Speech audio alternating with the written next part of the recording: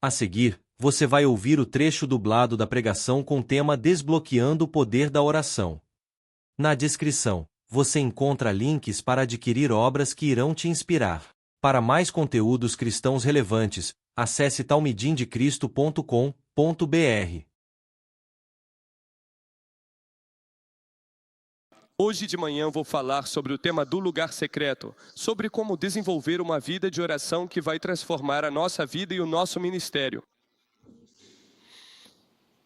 Eu nasci perto de Chernobyl, que foi a maior explosão nuclear que já aconteceu no mundo. Nasci muito perto de lá, e também nasci na mesma época em que aconteceu Chernobyl, o que é uma das coisas que afetou minha visão e meu nascimento. Durante o parto, o médico danificou um nervo óptico ao me puxar do útero da minha mãe. E eu desenvolvi dores de cabeça crônicas enquanto crescia. Depois, fiquei indo e voltando do hospital por 2 anos. Com cerca de 9 anos de idade, comecei a sofrer muito bullying na escola. Eu não sabia que aquilo era bullying. Eu achava que era isso que acontecia quando você tem o rosto deformado. Jogavam coisas em mim, me xingavam com apelidos. Meu nome não era o nome que minha mãe me deu. Meu nome estava relacionado à deformidade do meu rosto. Quando minha família imigrou para os Estados Unidos, aos 13 anos, eu não falava inglês e não tinha amigos. E as inseguranças que eu tinha, essa sensação de inadequação, atingiram o auge. Lembro de ter dificuldade para me encaixar. Lembro de ter dificuldade para encontrar sentido e propósito na vida, e até mesmo de faltar uma aula na minha escola porque eu tinha tanto medo de ficar na frente de um grupo de 26 alunos e fazer uma apresentação de 1 minuto, 60 segundos. Minha oração dos 13 aos 16 anos era essa: Deus, você poderia causar um acidente? Para que você possa me matar. Porque se eu me matar, não vou acabar em um lugar bom. Mas se você me matar, a culpa é sua. Graças a Deus, Deus às vezes não ouve nossas orações tolas. Porque se Deus tivesse atendido todas as orações que eu fiz, eu não estaria aqui hoje. Mas posso te contar o que começou a acontecer na minha vida aos 13, 14, 15 e 16 anos. Em vez de tirar minha própria vida, em vez de anestesiar essa dor e esse sofrimento que eu estava sentindo com drogas, garotas, álcool e todo tipo de automutilação e outras coisas, eu me lembro de me trancar todos os dias.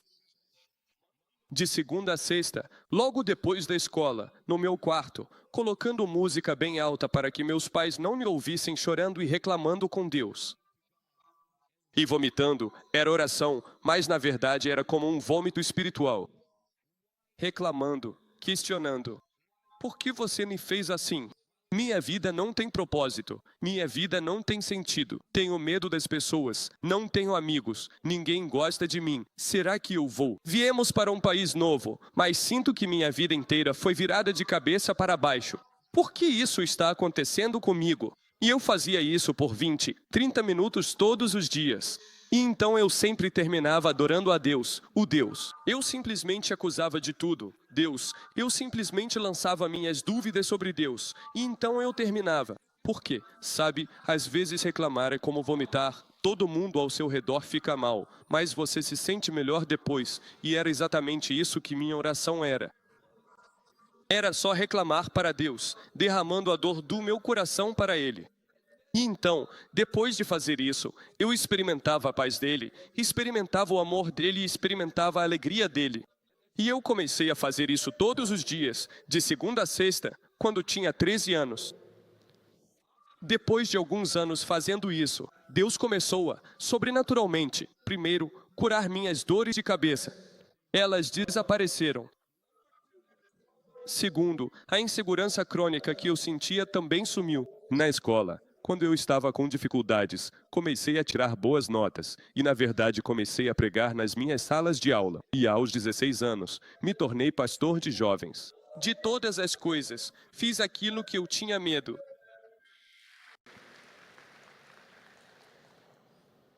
Eu realmente acredito que o segredo para a vida cristã e para o ministério cristão está no lugar secreto. Como o pastor antes de mim mencionou sobre Davi, você não pode ser um matador de gigantes antes de ser um matador de leões. Nós matamos gigantes em público, mas Deus quer primeiro nos desenvolver para matar leões em particular. E para fazer isso, um desses leões que toda pessoa precisa matar é a preguiça. Um desses leões que todo mundo precisa matar é a batalha com os cobertores? Porque aqueles cobertores na sua cama têm demônios. Certo? Quando você programa o despertador e sabe que precisa acordar, e esses cobertores confortáveis se tornam como uma teia de mentiras. Eles dizem, se você ficar debaixo de mim só mais 5 minutinhos, eu te dou a vida eterna. E muitos de nós não temos problema com demônios, temos problema com cobertores. E então, quando você começa a matar leões na sua vida particular, antes de qualquer um ver, a explosão no seu ministério, a explosão de sucesso na sua carreira e na sua vida, e você começa a desenvolver sua vida particular com Deus, isso vai te lançar para uma vida pública com Deus. Alguém pode dizer amém? Anote isso. Vitórias privadas precedem vitórias públicas. 1 Samuel, capítulo 17, versículos 34 e 35. Davi disse a Saul, teu servo costumava cuidar das ovelhas do seu pai. Quando um leão ou um urso vinha e levava um cordeiro do rebanho, eu ia atrás dele, o atacava e libertava o cordeiro da sua boca. Quando ele se voltava contra mim, eu o agarrava pela barba, o golpeava e o matava. Você não pode ser um matador de gigantes em público até ser um matador de leões em particular. Muitas pessoas constroem sua vida pública sobre derrotas privadas e vazio privado, sobre areia privada, sobre falta e ausência de devoção, oração, jejum e compromisso com Deus. E o meu desejo, hoje, eu não tenho nada que eu vá compartilhar com vocês. Você não ouviu nada, eu não vou compartilhar com você. Algo do tipo, uau, nunca soube disso. Mas o meu desejo é dizer a mesma coisa que você já ouviu 1 milhão de vezes, mais uma vez, talvez com um sotaque um pouco diferente do que você já ouviu, para que você se inspire a viver uma vida no lugar secreto. Amém. Todos nós estamos construindo uma vida sobre Jesus, mas alguns de nós estão construindo a vida sem Jesus. Em Coríntios, vemos em 1 Coríntios, capítulo 3, versículo 12, que diz: mas se alguém constrói sobre esse fundamento com ouro, prata, pedras preciosas, madeira, feno e palha. Quero que você perceba 2 tipos de materiais inflamáveis e à prova de fogo. Todo cristão, todo ministro, cada um de nós está construindo a nossa vida sobre o fundamento chamado Jesus. Alguém pode dizer amém? Cada um de nós, seja o que for que estamos construindo, não é só sobre Jesus, estamos construindo para Jesus. Posso ouvir um amém? Mas a pergunta hoje não é se estou construindo sobre Jesus para Jesus, mas se estou construindo com material à prova de fogo ou inflamável. Olhe para essas 2 categorias, e a primeira é ouro, prata, pedras preciosas, a segunda é madeira, feno e palha. Ouro, prata e pedras preciosas são encontrados debaixo da terra. Alguém diga debaixo da terra. Isso significa que você não encontra isso no concreto, não encontra no shopping, não encontra na sarjeta. Você tem que cavar para encontrar. É encontrado debaixo da terra ou madeira. Feno e palha sempre são encontrados na superfície, são visíveis, são públicos, todo mundo vê. Ouro, prata e pedras preciosas não só são encontrados debaixo da terra, mas também em pequenas quantidades. Madeira, feno e palha são encontrados em grandes quantidades. É por isso que todo homem que compra um anel para sua esposa não compra uma tábua de madeira, uma viga de 2x4, uma pedrinha pequena, minúscula. E quando você olha para aquele preço, seu coração afunda. Porque pedras preciosas, ouro e prata, sempre são pequenos, não são super grandes. Então, com qual material você está construindo seu grupo de célula, seu ministério, sua carreira? É algo que se encontra debaixo da terra? Todo mundo vê. É sempre público. É sempre aquilo que todo mundo vê, mas não há nada por trás dos bastidores. Não há nada no secreto. Não há nada. Não te custa nada. É super grande aos olhos dos homens, mas é super pequeno aos olhos de Deus. Eu quero que você veja. O ouro, a prata e as pedras preciosas também são extremamente caros. Madeira, feno e palha são baratos. Madeira, feno e palha são destruídos pelo fogo. Ouro, prata e pedras preciosas são purificados pelo fogo. Madeira, feno e palha são comuns. Ouro, prata e pedras preciosas são raros. Cada um de nós está construindo a nossa vida hoje, construindo o nosso ministério hoje. E a questão não é o quão grande é, o quão rápido é, e a questão não é o quanto.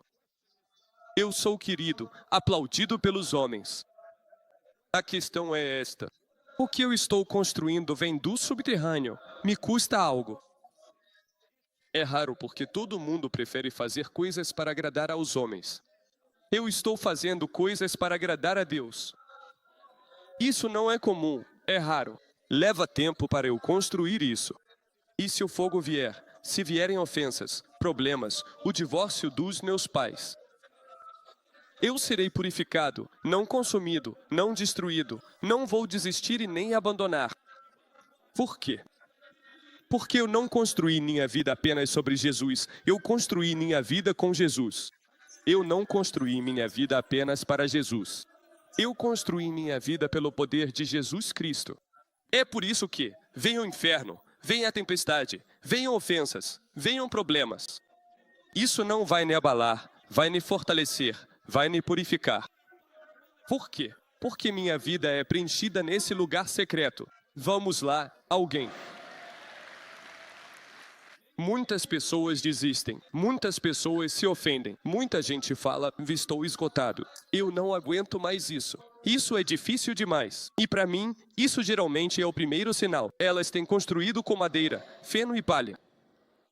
Porque se você constrói sua vida com ouro, prata e pedras preciosas, o fogo te torna ainda mais precioso. Ele não te faz se ofender. Ele não te faz desistir. Ele não te faz abrir mão. E se você está nesse lugar hoje, onde você desistiu do ministério, onde você abriu mão do chamado de Deus para a sua vida, e você pensa, cara, isso aqui é difícil demais. Ah, ninguém entende mesmo. Isso é tão complicado. As pessoas são tão desafiadoras. A igreja é um saco. Os líderes só querem controlar. Minha verdadeira pergunta para você é, com que material você tem construído o seu ministério? Porque se fosse ouro e prata, pedras preciosas, você teria saído do outro lado. Puro, sem se ofender, puro, sem se esgotar. Puro e ainda mais precioso. Não com, tive uma experiência ruim na igreja. Você diria, tive uma boa experiência com Deus. Porque o que as pessoas intentaram para o mal, Deus transformou para o meu bem. Vamos lá, alguém diz amém. Havia duas pessoas no Antigo Testamento, no livro de Josué, e uma delas era Raabe. Vou te dar só um pequeno contraste. Raabe era uma prostituta. Acã era um soldado. Raabe enfrentava a destruição. Acã tinha um futuro promissor. Raabe escondeu espiões. Acã escondeu coisas proibidas. Raabe foi salva. Acã foi morto. Raabe salvou sua família.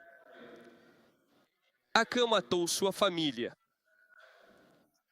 Raabe acabou entrando na linhagem de Jesus em Mateus capítulo 1. Casou-se com um dos homens que ela estava escondendo, Salmão. E Acã se tornou uma das histórias embaraçosas que vemos na Bíblia. Qual foi a diferença entre essas duas pessoas? Um estava escondendo as coisas proibidas. O outro estava escondendo as coisas boas. Sua vida amanhã é determinada pelo que você está escondendo hoje. Todo mundo aqui está escondendo alguma coisa. Ou vivemos em um lugar secreto ou em um pecado secreto, mas todos nós temos segredos. Meu desejo hoje é que cada um de nós tenha um segredo, e que o segredo que temos é o que estamos escondendo. Oração. Estamos nos escondendo em jejum. Estamos escondendo a palavra de Deus. Somos secretamente como Raabe. Sua situação não importa. O que importa é o que você está escondendo. Sua situação não importa. O que importa são os seus segredos. E se o seu segredo é pornografia, se o seu segredo é entrar nas demais das pessoas e flertar online, se o seu segredo é fumar e beber escondido, se o seu segredo é fornicação, não importa qual posição você tenha na igreja, na sociedade, o seu segredo não só vai te adoecer, como também vai se tornar um escândalo público amanhã. O segredo de hoje é o escândalo de amanhã, mas o lugar secreto de hoje é o sobrenatural de amanhã. A oração de hoje é o poder de amanhã. A submissão de hoje é o sucesso de amanhã. O jejum de hoje é a glória de amanhã. A pureza de hoje é o prazer de amanhã. Mas a paquera secreta de hoje é o vício sexual de amanhã. Toda pessoa que está ouvindo minha voz está escondendo alguma coisa. E é bom esconder algo. Mas é importante esconder a presença de Jesus. É importante viver uma vida secreta com Deus que ninguém conhece. Mas eles verão os frutos disso mais adiante. Quando um marido e uma esposa têm intimidade, logo você vê a esposa com a barriga crescendo. Agora, você não vê a intimidade, porque qualquer intimidade que é pública é pornografia. É por isso que alguns de vocês estão no seu lugar secreto e não precisam postar para provar isso. O seu fruto vai provar isso. E alguns de nós sentimos a pressão, quando estamos lendo a Bíblia, de tirar um print e postar no Instagram. Então todo mundo acha que você é espiritual, mas todo mundo sabe que isso é superficial. Porque o verdadeiro fruto da sua intimidade não é o seu story do Instagram, é o seu fruto. É o fruto que você produz no seu ministério. É o fruto que você produz na sua vida. É o fruto que você gera na sua vida. É algo sobrenatural. É carregar uma barriga. É carregar um crescimento na sua vida. Não é um story do Instagram. Não é uma postagem no Facebook. É uma fruta. E você não pode sacudir frutas. Vamos lá, alguém, toque no seu vizinho e diga, o que você está escondendo? Não deixe que respondam. Responda ao seu vizinho. Diga que é segredo. 3 coisas secretas que Deus quer que escondamos. Mateus 6,4 diz que sua ação de caridade pode ser mantida em segredo, e seu Pai, que vê em segredo, o recompensará publicamente. O primeiro segredo que toda pessoa deve ter é o seu dar sacrificial. O segundo segredo que devemos ter. E está no mesmo versículo, no mesmo capítulo, Mateus, capítulo 6, versículo 6, diz assim: Mas quando você orar, entre no seu quarto e, fechando a porta, ore ao seu Pai que está em secreto. E o seu Pai, que vê em secreto, te recompensará publicamente. O segundo segredo que todos deveriam ter é uma vida de oração, e eu quero que vejamos o terceiro segredo em Mateus, capítulo 6, versículo 18. Para que você não pareça aos homens estar jejuando, mas sim ao seu Pai, que está em secreto, e o seu Pai, que vê em secreto, te recompensará publicamente. O terceiro segredo é o jejum. Agora, quero que você repare, Jesus nos diz 3 coisas secretas que devemos fazer. Discipulado, evangelismo, liderança não são segredos. Essas são coisas públicas que fazemos. Adoração, quando fazemos em público, são coisas públicas, mas as coisas secretas que Jesus quer que façamos, como Raabe fez, são oração, jejum e oferta. Por que esses 3 segredos? Porque também temos 3 inimigos principais: orgulho, luxúria e ganância. A oração cancela o orgulho. O jejum cancela a luxúria e a oferta cancela a ganância.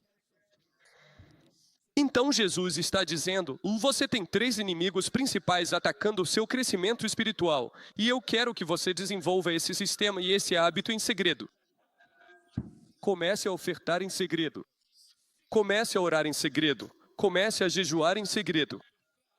E enquanto você faz isso para agradar ao Pai, em vez de ser reconhecido pelos homens, você está na verdade derrotando 3 inimigos principais que Satanás envia para impedir o seu crescimento espiritual.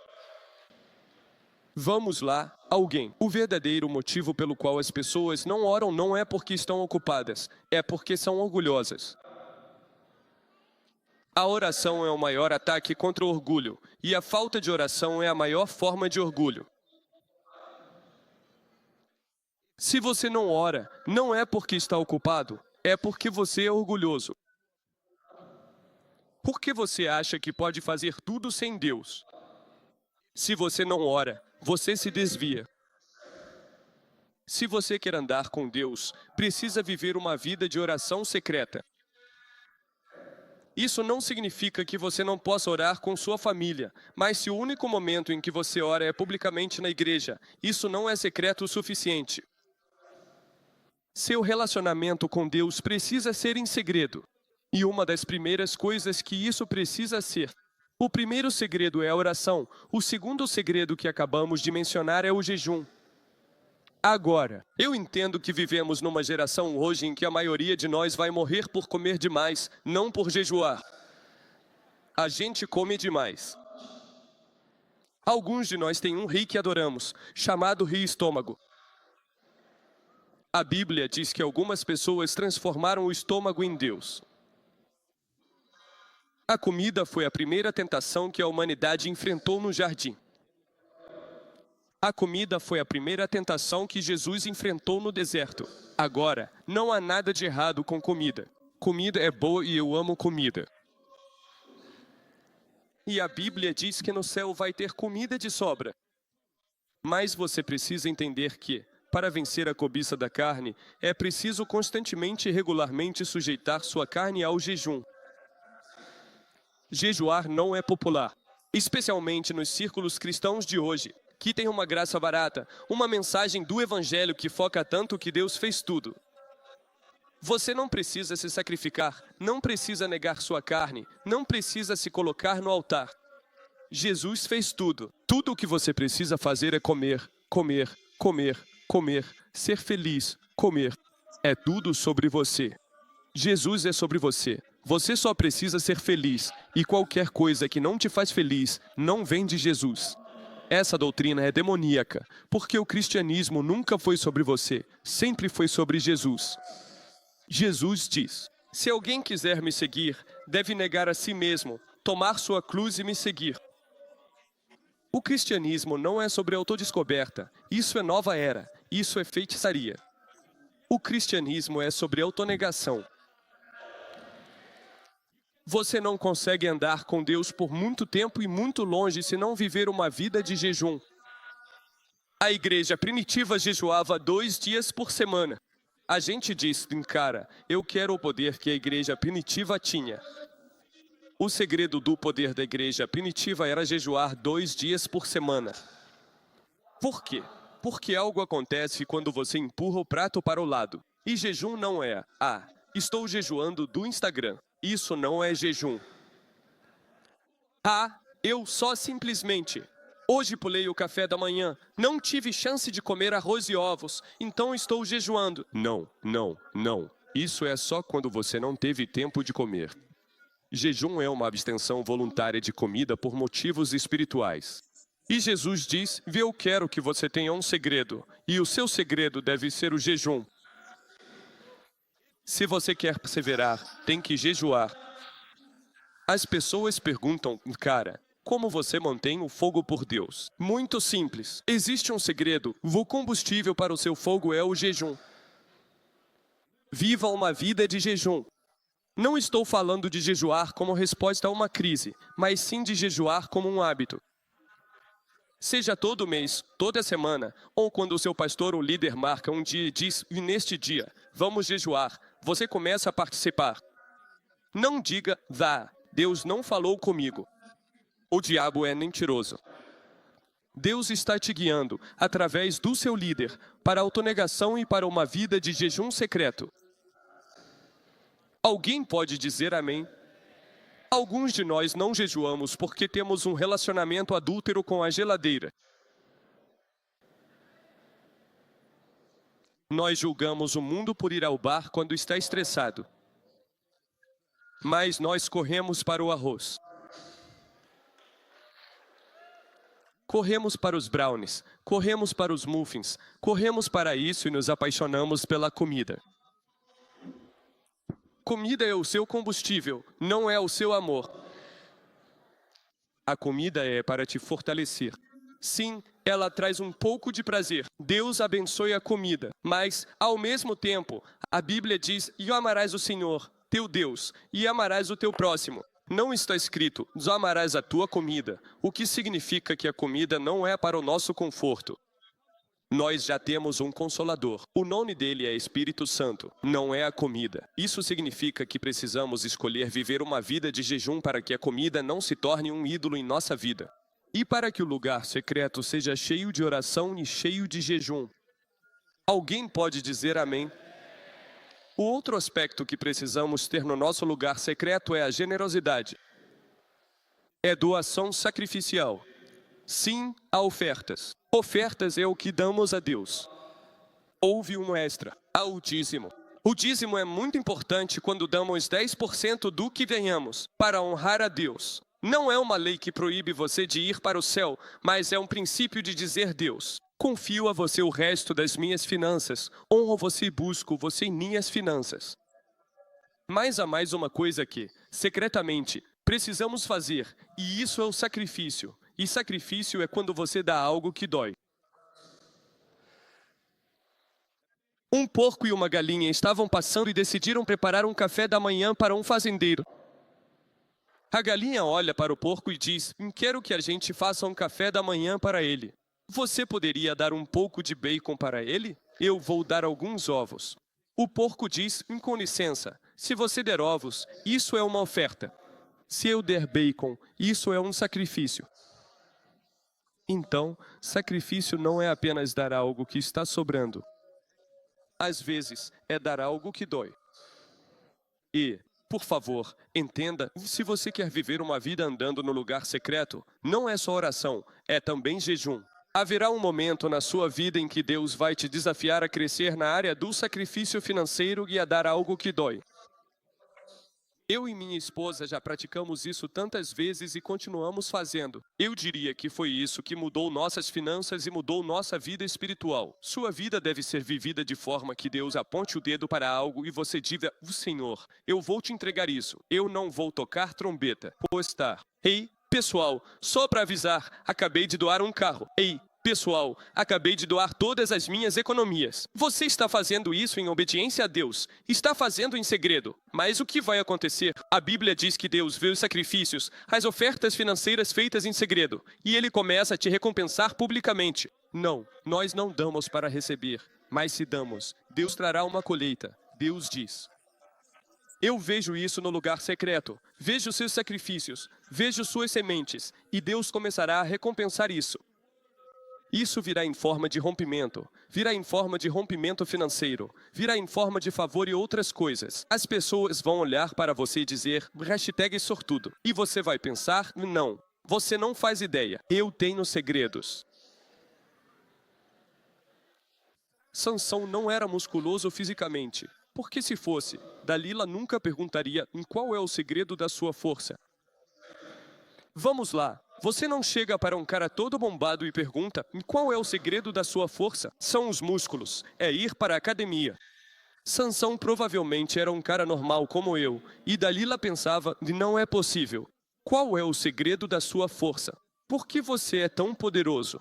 Sansão tinha um segredo, e ele perdeu seu poder quando perdeu seu segredo. E muitos de nós somos assim, tipo, cara, eu quero ser poderoso em Deus. Bem, você precisa ter segredos, e o segredo é o lugar secreto. O que você faz no lugar secreto? Você ora, jejua e dá de forma sacrificial quando Deus te pede para fazer isso. E quando você entrega seus segredos no lugar secreto, você perde seu poder, você perde sua visão, você perde seu cabelo, você perde a unção e sua vida começa a andar em círculos, como aconteceu com Sansão. Por quê? Porque o seu poder está conectado ao seu lugar secreto. O seu lugar secreto está conectado aos segredos com os quais você vive. Isso é oração e jejum. E isso é sacrifício. Alguém pode dizer amém? Alguém diga o lugar secreto. Alguém diga os segredos. Alguém diga a oração. Alguém diga o jejum. E alguém diga o sacrifício.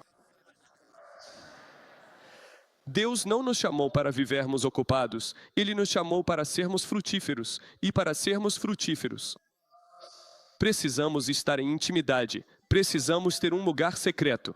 Colossenses 1:10 diz que vocês possam andar de modo digno do Senhor, agradando-o plenamente, sendo frutíferos em toda boa obra. Veja, Deus não quer que sejamos apenas bem-sucedidos em toda boa obra. Nós não somos máquinas fazendo algum trabalho. Somos humanos trabalhando, o que significa que, para sermos bem-sucedidos, a Bíblia usa a palavra frutíferos, o que quer dizer que toda obra que fazemos deve fluir da intimidade. Deve fluir do permanecer. Por isso, é chamado de frutífero em toda boa obra. Deus não busca o seu sucesso. Por isso, o prêmio pelo sucesso, o sucesso cristão, não é negócio. Deus espera a frutificação, e a frutificação flui da intimidade. Para que vocês sejam frutíferos em toda boa obra. Alguém grite frutífero. Frutífero em toda boa obra.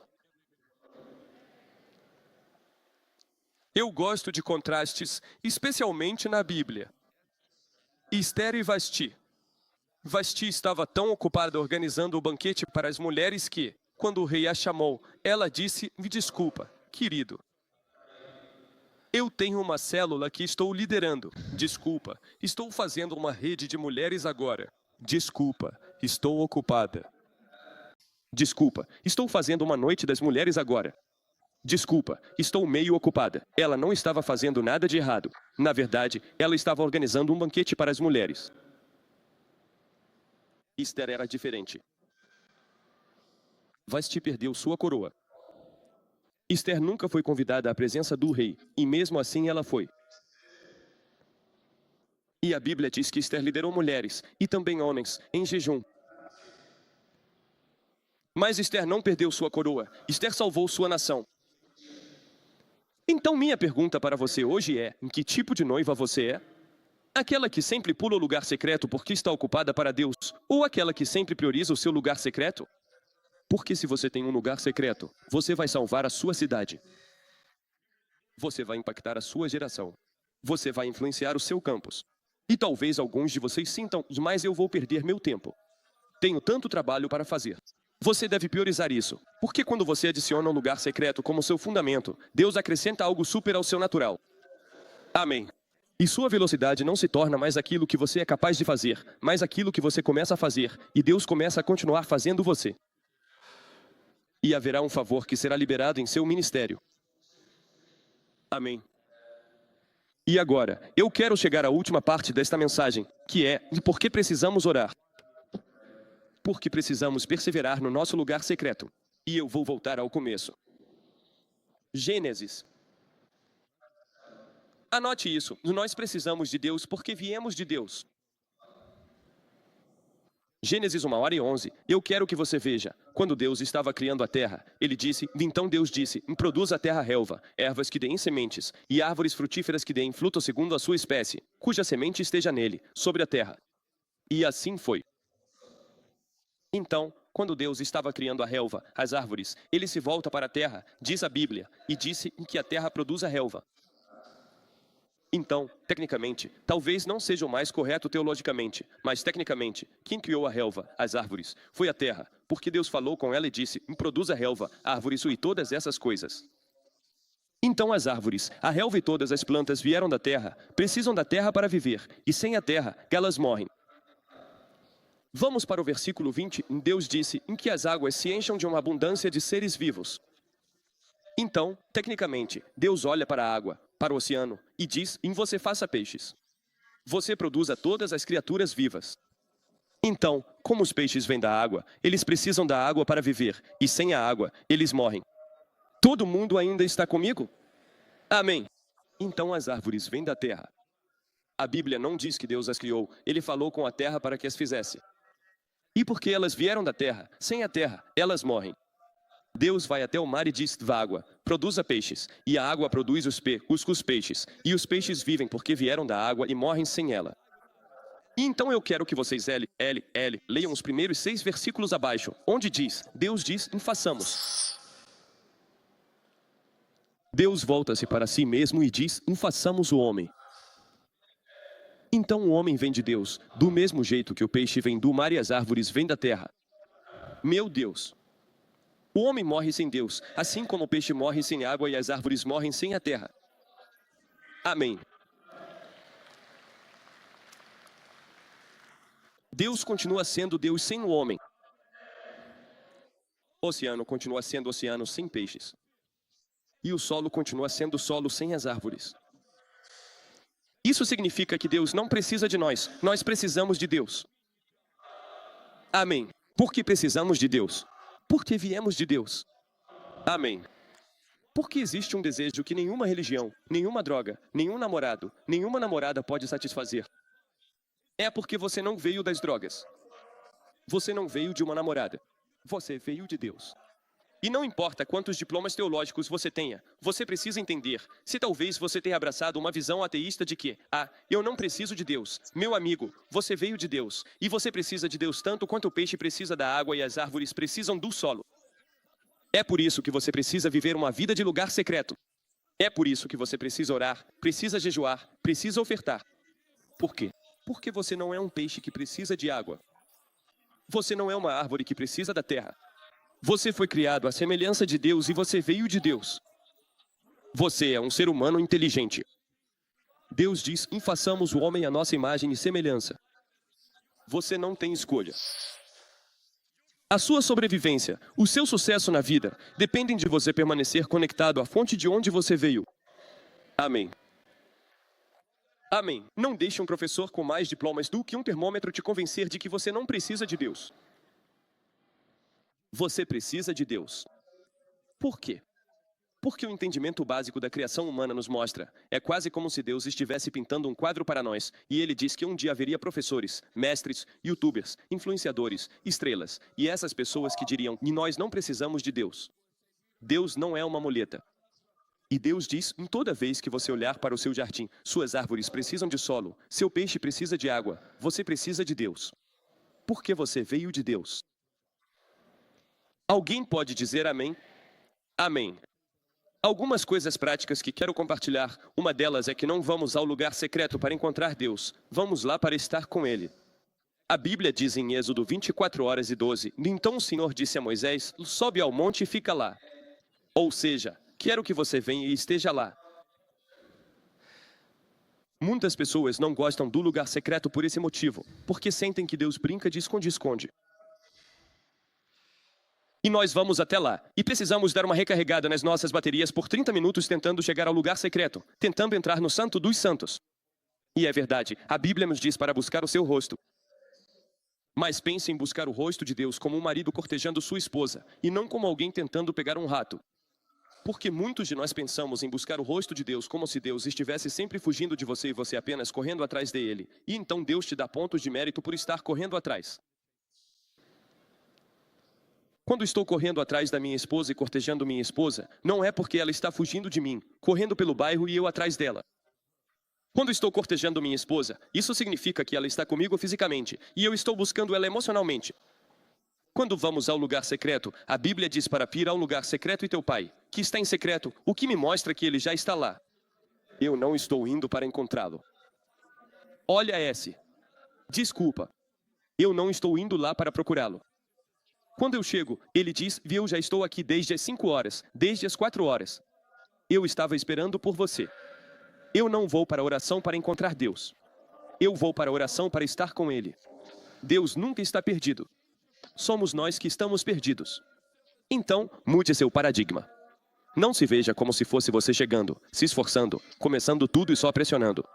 Veja a oração como Deus quer que seja. Ele já está lá, e você está indo para estar com Ele. Alguém pode dizer amém? Amém. A outra parte que, pessoalmente, foi transformadora para mim na área do lugar secreto é esta. Deus ama a sua presença mais do que você jamais amará a dele. A oração, às vezes, é uma disciplina, às vezes é uma decisão. Orar, se aproximar de Jesus, às vezes é difícil. Sem ofensa. A carne, as desculpas, a gente tem isso, como eu mencionei no começo. Eu não quero minimizar isso, mas se toda a sua oração, se toda a minha oração for uma disciplina rígida, como uma maratona, acho que isso ofende a Deus.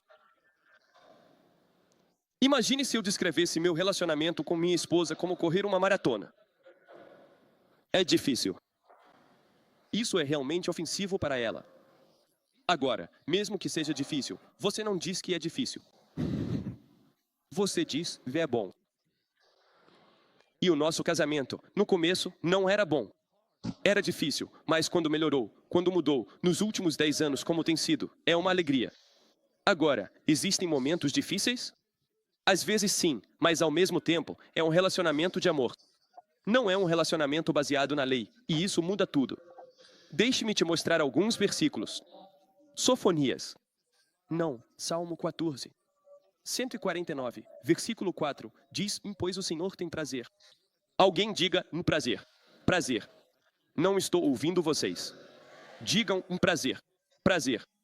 No seu povo.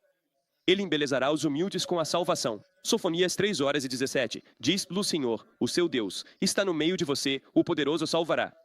Ele se alegrará por você com júbilo, ou acalmará você com seu amor, ou se regozijará por você com cânticos. Alguém diga, alegre-se. Alegre-se.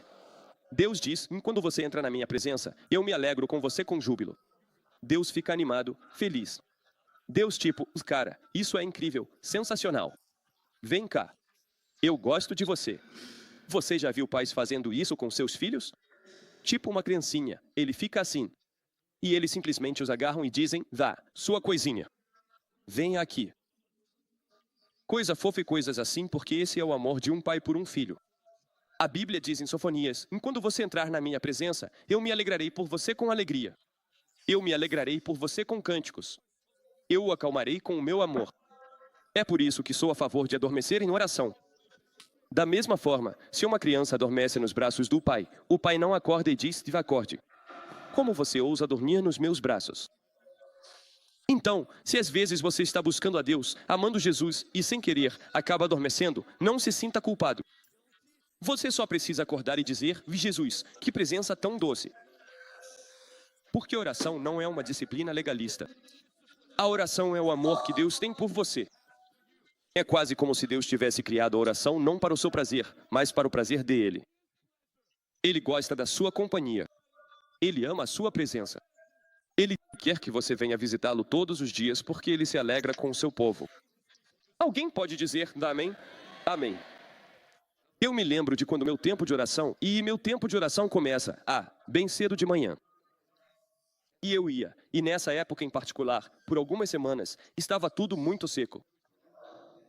Eu não estava sentindo nada. Eu não estava recebendo nenhum rema. Eu não estava. Eu só sentia que não conseguia romper.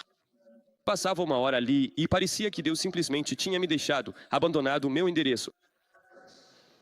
E uma vez, eu saí dali e fiquei irritado. Eu chegava em casa e porque eu estava orando na igreja, e eu chegava em casa e ficava super irritado com a minha esposa, e me sentia privado de sono e tudo mais. E uma vez, eu lembro que sentei para orar e disse, Senhor, acho que seria melhor se eu simplesmente não aparecesse por algumas semanas. Acho que vou dormir mais, ter um humor melhor. Além disso, isso aqui não está ajudando minha saúde mental. Isso não está me ajudando. E eu fiquei ali sentado e senti uma voz suave do Espírito Santo me desafiar e dizer, você vem aqui para sentir a minha presença. Eu quero que você venha aqui para que eu possa sentir a sua. Eu disse, Deus, o Senhor quer a minha presença? Ele diz, João 3 horas e 16, está escrito, porque Deus amou o mundo de tal maneira. Não está escrito, porque você me amou de tal maneira. Ele disse, você é um pecador. Eu te amei tanto que deixei meu filho morrer por você. Eu aprecio a sua presença. Ele diz, e não venha para a oração apenas para receber a minha presença. Venha para a oração para que eu possa ter a bênção da sua presença. Agora, não estou criando nenhuma doutrina idólatra aqui, mas me lembro daquela percepção, de que Jesus me ama tanto, que a presença dele, ele se alegra em mim. Ele gosta da minha companhia. Eu disse, Jesus, parece ótimo. No dia seguinte, quando entrei no meu lugar secreto, sentei e disse, Senhor, aqui estou. Aproveite a minha companhia. E eu simplesmente fiquei sentado ali. E talvez depois de uns 5 minutos, a doce presença de Jesus veio sobre mim de forma tão intensa, e eu comecei a viver com essa percepção, oração não é só sobre eu alcançar Deus. Oração é sobre Deus ter o prazer de desfrutar de sua criação e de seus filhos. Da mesma forma que meus pais se alegram comigo, quando eu era um bebê, meus pais se alegravam comigo. Quando você se coloca em oração, você está dando a Deus a chance de desfrutar do seu filho e filha redimidos. Não prive Jesus do prazer da sua companhia. Não prive Jesus da alegria da sua presença. Não prive Jesus desse prazer. Ele gosta de você. Ele te ama. Ele quer desfrutar de você. Ele encontra prazer no seu povo. Ele se alegra com cânticos sobre o seu povo. Alguém pode dizer amém? Amém. Quero que você se levante. E quero mencionar a última coisa. Gênesis 3:09. A Bíblia diz, e o Senhor Deus chamou Adão e lhe perguntou, onde você está? E a última coisa que quero mencionar é esta. Corra para o lugar secreto quando você cair em um pecado secreto. Quero que você preste atenção nisso. Começar sua jornada em um lugar secreto não é difícil. Você pode se inspirar, isso vai se tornar uma motivação. Mas aí vem o desânimo. O que é o desânimo? Você e eu somos seres humanos. Nós somos falhos. Às vezes ficamos ocupados. Às vezes falhamos. Às vezes assistimos algo que não deveríamos ter assistido. Dizemos algo que não deveríamos ter dito. Nós nos envolvemos em conversas que não deveríamos ter. E adivinha o que acontece com isso? A culpa entra. O pecado parece pesado. Nossa consciência está contaminada. Nós não nos sentimos dignos. A gente não sente que deveria ir, e aí acreditamos nessa mentira. Quer saber? Hoje eu vou pular a oração toda. Por quê? Eu não sou bom. Vou tentar melhorar, e quando eu melhorar, aí sim eu volto a aparecer. Você já tentou limpar uma janela suja com um pano sujo? Fica uma bagunça. E é isso que geralmente acontece. Adão comete o pecado, come do fruto proibido, e a Bíblia diz, e no dia seguinte ou na próxima vez, Deus vem no frescor do dia. O que eu acho fascinante é que Deus sabia que Adão tinha falhado. Acho que ele assistiu em 4K, em câmera lenta. Acho que todos os anjos estavam tipo, não faz isso. Não. Não pega. Você pode só devolver. Adão, ele fez. E Deus tinha esses encontros com Adão. A gente não sabe se era de tarde ou de manhã, mas tinha algo sobre o frescor do dia. Quando ele estava relaxando, o vento, a brisa de Deus vinha e Adão sabia. O Senhor apareceu. E então, da próxima vez que Adão peça, Adão não aparece.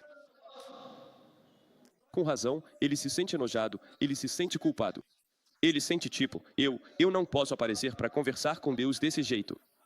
Então ele se esconde atrás dos arbustos, se esconde em algum lugar, tenta encobrir seus problemas.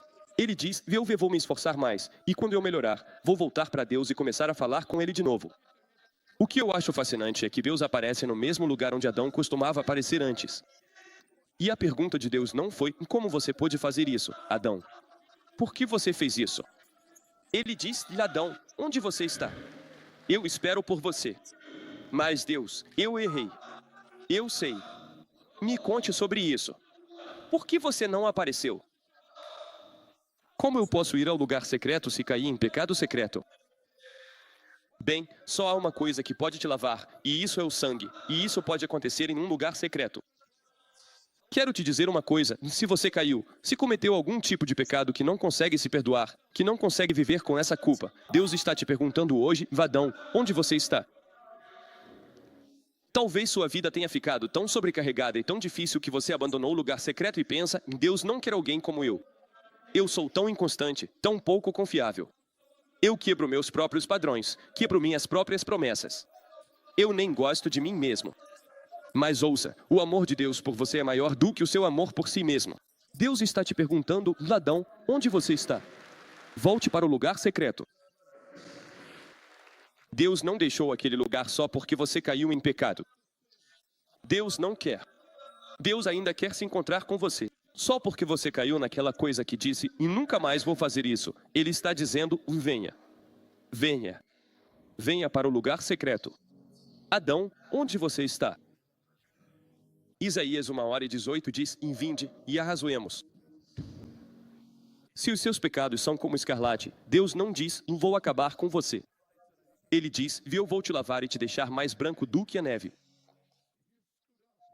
Se você errou, se você fez besteiras, se você não consegue viver consigo mesmo e diz, eu simplesmente, e não gosto de mim, Deus diz, venha.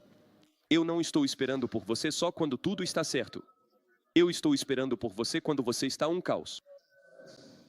Porque o único lugar onde você pode ser transformado, onde pode ser lavado, onde pode ser renovado e restaurado é no lugar secreto.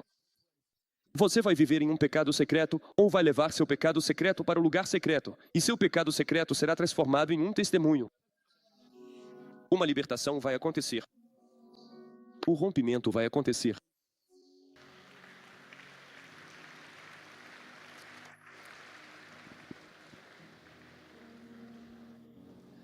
Jesus te ama. O Espírito Santo sente sua falta. Todos de cabeça baixa e olhos fechados. Se você está neste auditório agora e, por fora, sua vida cristã, seu ministério ainda parecem apresentáveis, mas por dentro está vazio. Talvez você seja como um homem insensato que constrói toda a sua vida sobre a areia. Você ficou tão ocupado. E quando você ora, é como um drive-thru e é tudo muito seco. Não houve prioridade dada ao Espírito Santo, e você sente esse fogo se apagando. E você sente como se dissesse, acho que não aguento mais. O peso da responsabilidade, do ministério, da pressão é demais. Estou mal-humorado, irritado, bravo com todo mundo. Estou ofendido com Deus. Você está construindo com o material errado. Você está escondendo as coisas erradas.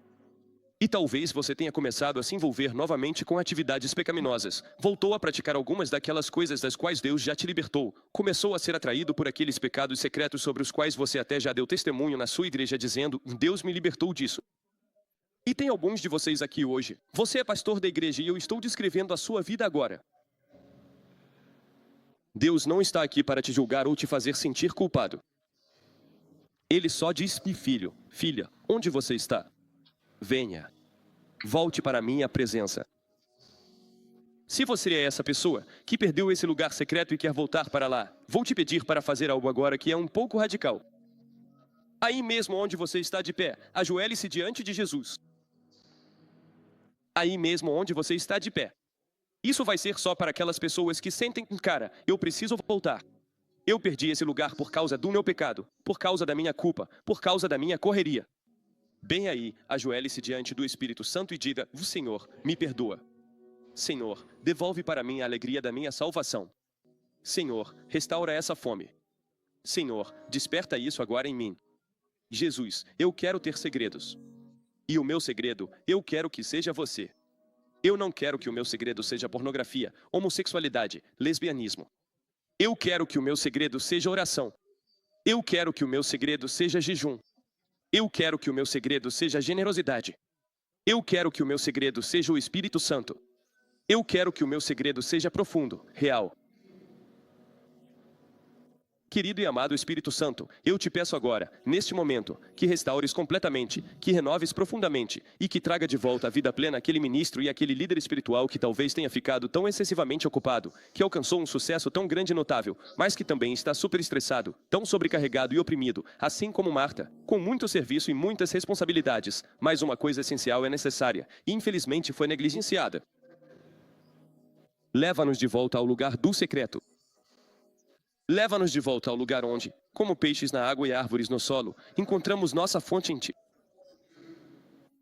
Jesus, nosso ministério é diferente das corporações e empresas do mundo, porque não fomos chamados para sermos bem-sucedidos, fomos chamados para sermos frutíferos. E o nosso fruto vem da intimidade contigo. Ajuda-nos a priorizar todos os dias o tempo na tua palavra. Ajuda-nos a proteger isso com paixão. Tempo em oração. Ajuda-nos a guardar o nosso jejum. Ajuda-nos a não inventar desculpas para a falta de generosidade. Ajuda-nos a ser generosos de forma extravagante. Jesus, eu oro agora por aqueles que caíram em culpa ou caíram em pecados que cometeram repetidas vezes, que estão tão irritados consigo mesmos. Deus, estamos no teu sangue. Que o teu sangue os lave agora. Que o sangue de Jesus os purifique agora.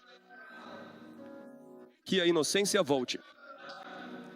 Que a pureza retorne, não pelas obras, mas pelo sangue. Que a motivação volte. Que a paixão volte agora mesmo. Ressuscita-os, Senhor. Renove-os. Ressuscita-os, Senhor. Traga-os de volta à vida espiritual agora mesmo, para que não sejam apenas pessoas que têm uma forma de piedade negando o seu poder, mas que vivam da fonte da força do Espírito Santo. Senhor, enquanto estamos de joelhos, nós nos reconsagramos à oração. Nós nos reconsagramos ao jejum. Nós nos reconsagramos ao sacrifício. Nós nos reconsagramos, Deus, a te dar prazer pela virtude da nossa presença. Nos levar ao lugar secreto, Senhor, não só para que possamos expressar nosso amor, mas para que o Senhor possa nos receber porque somos teus filhos. E não, Deus, nós não somos especiais, mas o Senhor nos chama de a menina dos teus olhos. Tu nos amas tanto que deste teu filho. Então, quando entramos na tua presença, sabemos, de acordo com tua palavra, que tu te alegras em nós. Tu encontras prazer em nós, Senhor. Perdoa-nos por te privarmos dessa alegria. Perdoa-nos por te privarmos dessa alegria. Escolhemos viver no lugar secreto. Em nome de Jesus. Amém. Amém. Podem se levantar.